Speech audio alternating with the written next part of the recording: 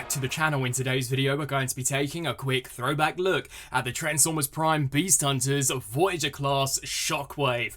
This has got to be one of the coolest entries into the Prime toy line of all time. I really do think this guy is excellent, and Shockwave appearing in Transformers Prime was always rather bittersweet for me. I absolutely loved that brief cameo that I believe he made in Season 2, and then of course in Season 3 he made his grand debut where he had a proper solid role, but that happened to be the third and final chapter of the series, so I was hoping that we could have got a little more time with this guy, but any time that he had on screen he absolutely dominated, and I'm so glad that Hasbro gave him a pretty terrific looking Voyager. Now as we take a closer look here at the details, the design in general is just spot on. I don't think there has ever been a bad Shockwave design. Pretty much all of them have been incredible, and this one was no exception. I think alongside the Bayverse version, this has got to be one of my all-time favourites. You can see as far as that head goes, it just looks so cool with all of the various different lines that we've got sticking out of the front of the head. Of course, that massive, awesome red transparent eye slap bang in the centre, and this does actually have an amazing light piping feature, which I'll hopefully be able to showcase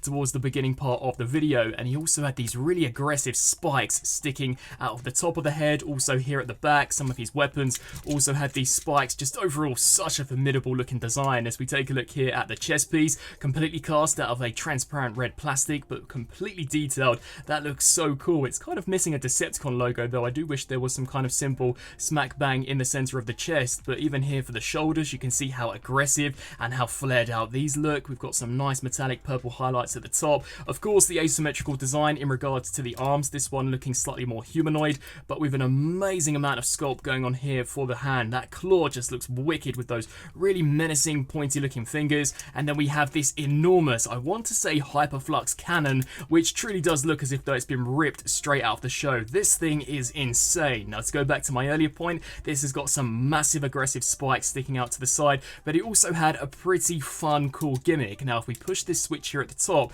it will cause the cannon to almost act like a mech tech weapon, and as you guys can see, it will spring to life. These panels will open very rapidly and it will rotate the full 360, revealing a really nice transparent, almost energon fueled blaster. That is just such a cool gimmick, and as you guys can see, it actually works pretty well. So yeah, that is so cool, and even the cannon itself has been painted and sculpted impeccably nicely. Now as we come down here to the lower section of Shockwave, much like the rest of the body, some really aggressive looking knee pads. I think that looks fantastic. I did like the sharp angular design that we had here for the bottom section of the leg, and the foot design also was really impressive. Just overall a smashing looking figure. Even if we take a look at him here from a back perspective, there is literally no excess kibble at all, and they even went the extra mile to kind of sculpt in the spine. So yeah, in all, just such an amazing figure. For those of you who don't own this version of Shockwave, then I definitely recommend to try and track it down on the aftermarket. Now articulation, I would say, is the only area where this guy slightly lacks in. He does feel very dated, so I am hoping that we can eventually see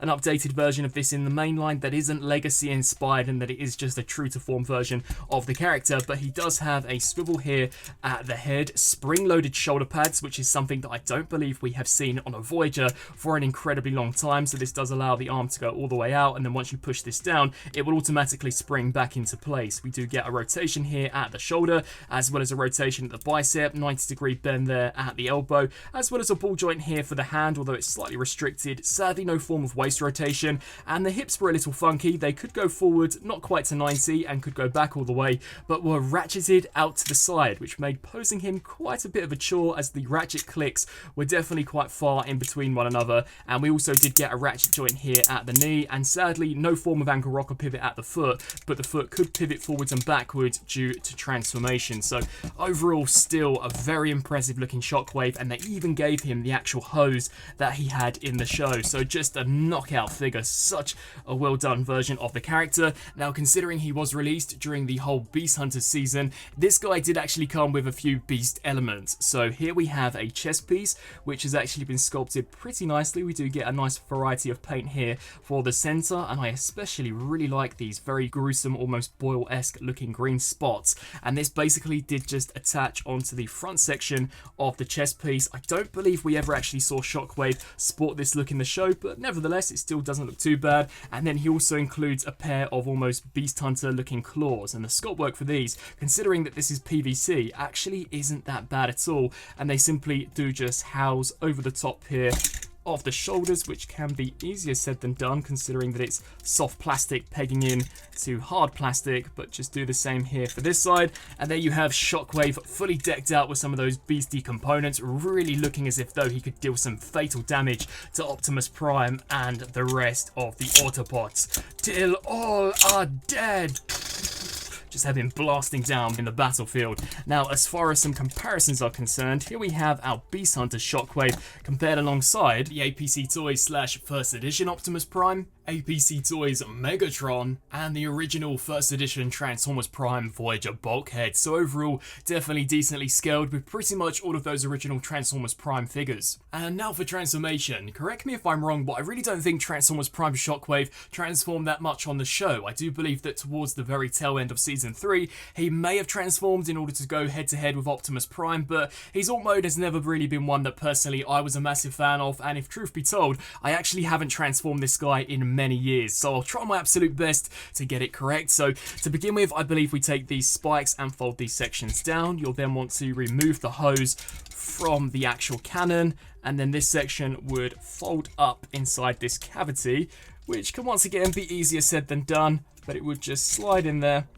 and snap into place. And I actually thought that was cool. You can see how this is symmetrical despite this actually having a hose, whereas this one I believe was just completely fixed into place. So yeah, that's definitely pretty sweet. We can then just lift this section up slightly. What you'll then want to do is rotate here at the head so that basically the front is now facing the back. We can take the chest piece, hinge this section forwards, and then I believe the shoulders come in and then these panels come down.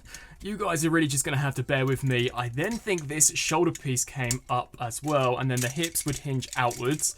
So let's hinge those outwards and see what this does for us. And then there was some kind of funky movement where the knee was concerned. So yeah, I think it bended like that and then rotated. Bend here and then rotate around. And then that created some hollow space on the underside for the actual chest piece, I want to say, to clip into. So would this just slide in and click in like that? I guess so. So let's just leave it like that for now. We can then take the feet, hinge these sections forwards, and I do remember these sliding out so that the wheels could completely roll, and then do the same here for this side. So slide this section out, and then as far as the Hyperflux cannon goes, you had to bend it like that and snap it into place. And now I don't really remember how these pieces went. I think they just kind of went wherever. Were they like this? I'm just going to leave them like this for now. And then here for the back of the arm, this section would ratchet up into place. This would rotate down, and then there is a peg here that would snap into the underside, and I believe that's the transformation for Shockwave more or less fully completed. I've definitely done something wrong as these sections here don't want to clip into place. Let me just very quickly go off camera and try and tidy this up a little bit. So I'm roughly 70% certain that I've got it almost correct. There are a few things of which aren't lining up, such as this chest piece, but personally I don't want to put too much pressure on these tabs as this is quite an old figure and they do feel slightly brittle, but overall a pretty alright looking tank mode. As I mentioned previously, definitely not my preferred look out of the robot and alt mode, but yeah, I guess it does the trick and kind of resembles what we saw in the show. It can glide along the ground due to the wheels here at the back and these sections at the front. You can still use the Hyperflux cannon, which as ever looks awesome, and as we bring back in some of these Beast Hunter components, you can just still peg this here into the front chest piece, just like that, and we can bring back in some of the claws, and these actually look slightly cooler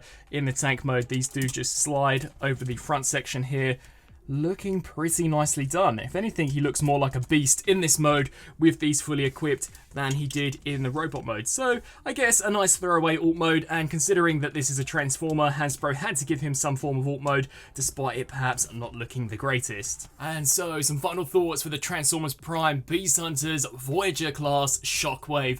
Overall, I still think it holds up to be an excellent figure. The robot mode is super accurate to how he originally appeared on the show. Granted, the articulation is slightly outdated when in comparison to some of our more recent figures, and I still do wish that Hasbro would basically just re-release or perhaps remake some of these Transformers Prime characters exactly how they appeared in the show, but judging from what we've seen for Legacy, that's definitely not going to happen anytime soon. For those looking for a Transformers Prime Shockwave, at the moment I think this is probably the best and I think the only substitute, as I can't recall any other third-party companies picking up this design, and unless you want to pick up the tiny Cyberverse version, then there really isn't a decently scaled version of this character out there. The alt mode I think is a little weak, but I believe this was how it looked in the show, so I guess the design team couldn't really do anything where that was concerned. So overall, an excellent Shockwave, definitely one worth adding to the collection, especially if you're a fan of Transformers Prime. I'd love to hear your thoughts down in the comment section below. Is this a figure that you have in the collection, or if not, will you be now going out hunting for it? And until my next video, I'll see you then.